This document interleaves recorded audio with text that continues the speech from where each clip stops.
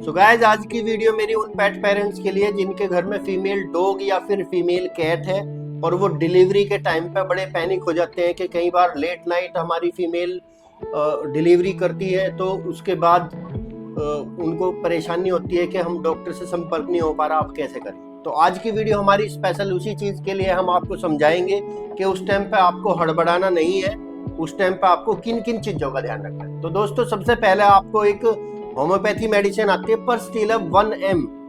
परस्टीला 1M आपको लानी है। आप फीमेल डॉग को आप दे सकते हैं 15 से 20 बूंद हर एक आधा घंटे पे। वो आपको तब शुरू करनी है जब आपको लगे कि बिल्कुल ये बच्चे देने वाली है और इसका पॉली बैग हल्का सा आपको दिखने लगा, परेशान हो रही है, पेन कर रही है, तो आप उस टाइम से उसकी शुरू कर दो, तो फीमेल आपकी नॉर्मल डिलीवरी कर देगी। कैट के लिए आप 5 से 10 बूंद दे सकते हैं हर एक आधा घंटे में।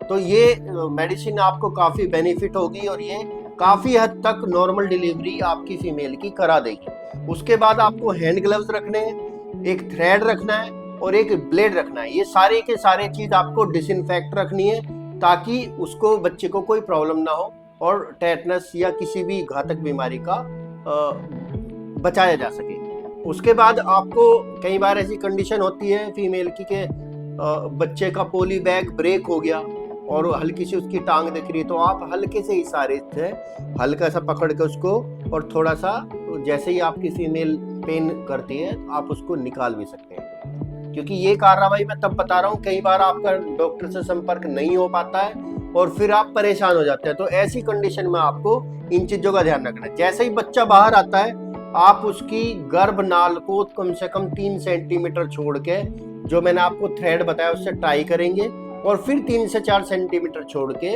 आप उसको कट कर देंगे नए ब्लेड से। तो ये कार्रवाई आपको करनी है। उसके बाद आप अपने बच्चे को लेकर उसको ड्राई करना है। ड्राई करने के बाद 1 बूंद आप उसको शहद चटाना है और 1 से 2 बूंद आपको मुगली गुट्टी चटानी है। तो ये मुगली गुट्टी और शहद भी आप लेकर रखेंगे।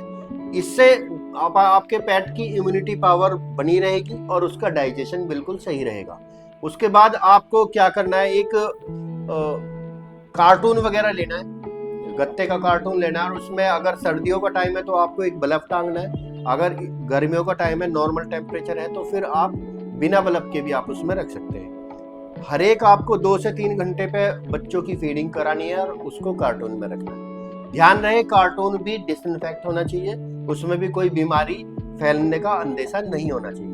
तो ये मेरे कुछ पॉइंट थे जिसमें in case of emergency pet parents परेशान हो जाते हैं कि हम कैसे करें, डॉक्टर से संपर्क नहीं हो पा रहा। तो ये सारी की सारी चीज़ें आपको ध्यान रखनी है। अगर आप इस तरह से अपनी पूरी तैयारी रखेंगे घर पे, तो काफ़ी हद तक मैं समझता हूँ कि आपकी फीमेल नॉर्मल डिलीवरी करने में सक्षम होगी। Thank you.